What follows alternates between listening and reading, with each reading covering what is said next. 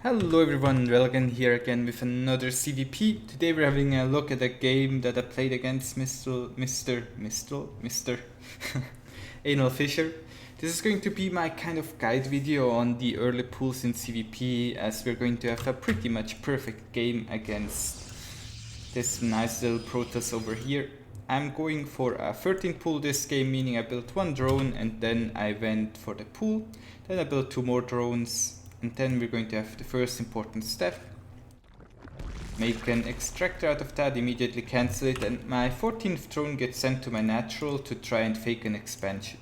Right now he hasn't expanded, and I think he's not going to expand for a little while. And the important thing is that this build is mostly good on maps like these, because the rush distance is short. The bigger the rush distance, the worse the build. But you probably figured out that one by yourself.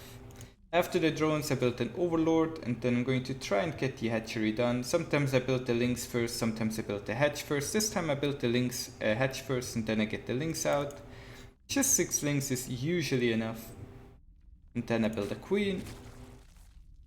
Send the links across the map, send 1 link to scout for the probe. Then I build a gas, because otherwise I would get supply blocked, build another drone, and then I think I start my overlord. On the other side of the map he went for a gate core expand. A lot of Protoss players like to go gate nexus and delay the core if they play against this. I think we're going to see that a bit as well in other replays, but this guy opens like this, which is completely fine. You can actually enable some music. Dum, dum, dum, dum. But yeah, he goes gate, core, nexus, which I guess is okay. Then he walks across the map with the salads and the mothership. So what I do is I pull all my queens down here and I will just fight these units straight up. I kind of want to kill the mothership here. I have to be careful not to lose the queens, and also have to kill the adept in the main. I kind of messed that one up. The queen survived, though at the same time he's being pressured a little bit over here, and I see the Stargate. The damage that I do there isn't really important. I take some damage on my side of the map as well. Eventually clean up the adept over here as well. And yeah, I mean, so far we're looking pretty good, right? Then I take my 3rd hatch, misplace it and rebuild it. Once I survive the initial damage, I always take my 3rd hatch, especially if you have 2 bases saturated, always take that 3rd hatch. And then he's going for the gateways, he's going for the Stargate. And here is a little fun fact: if you see the Stargate like this, you can tell what it's building if you just look closely at it. This one right here is a void ray. I mean, you can see it down here, right? But if you look at the Stargate, you can see that it's a void ray, right? The 3 thingies at the end, the prismatic crystal at the front. Looks like a void ray is a void ray, only building that you can tell what the opponent is building based on the building. Or based on, well, yeah, looking at it. Cannot see that through Fog of War though.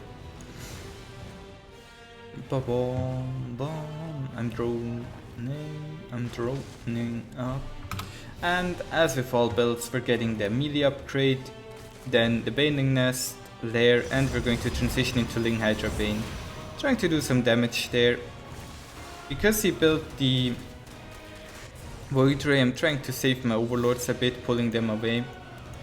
Then we have to deal with the adepts over here, but he gave me enough time to get out a decent amount of links, so I don't really get too much damage on me here. He also only made 1 oracle, so all I have to do is clean up the adepts over here quickly.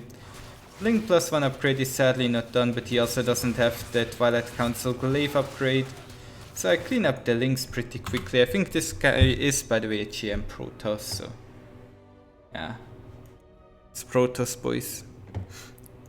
Not hard to get GM with Protoss, I guess. Kappa. But he's getting the Twilight Council, the Robo, and additional gateways. Oracle is still running around. I traded against a couple salads there just to keep his unit count really low. Taking additional bases once I saturated my 3rd. I take 2 bases or a base and a macro hatch, kinda depends on the game. And I think I'm going to transition into Lingbane Hydra and eventual lurkers in this game. you can kind of do what you want, right? It's mostly the opener that is important. I showed this build and how it transitions into a variety of different builds. This time it's the lurkers, but in other games it has been other openers. I'm going to speed things up a bit right now because once I start on my +2 melee upgrade, the Baling Nest and everything, sorry, there's not too much going on. By the way, he lost the mothership core there. Sorry. Lag.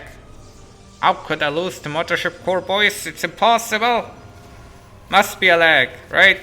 Right, I'm lagging. I think I'm lagging, boys. Yeah. Trying to kill the warp prism, but failing. And trying to get some banelings into his mineral line, failing at that as well. And at this point it's just your standard Lingbane Hydra push that I'm doing, and I'm getting the lurker then for the follow-up. A little bit aggressive with the baneling morph, so I'll go back a bit to morph them. He's going to attack this base and I think he will kill it off. But what is important right here is that he has no gas units, right? He lost all the Archons and Immortals. He only has one Robo. And because he doesn't have, because he only has charge slots after this, once I kill the Immortal Archon, it's pretty easy to fight that. What is in there, an Archon? Yeah. So I just, because banelings are really good against charge slots, obviously. And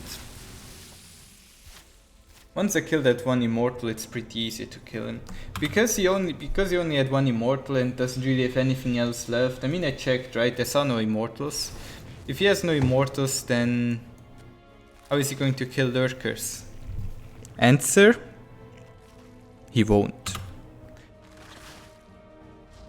He's getting the glaive upgrade right now. I mean, he's mostly building charge slots, so I guess he didn't need the glaive upgrade. I'm going in it with the lurkers. I see his arm, I'm like, do I really want to fight that? And then I cleaned up the rocks over here so I can get that two-pronged attack on him. Always important to get that in there. Because now I can just go through the opening over here, throw the lurkers, and it's game over. This is all it took. There's no way for him to beat this. He doesn't have a high enough immortal count to actually damage the lurkers. It's all about the immortals. The more immortals, the worse lurkers are. Just solved ZvP for you guys. If you build immortals, don't build lurkers. If you build no immortals, build lurkers. Thank you all for watching. I'll see you guys tomorrow. Bye!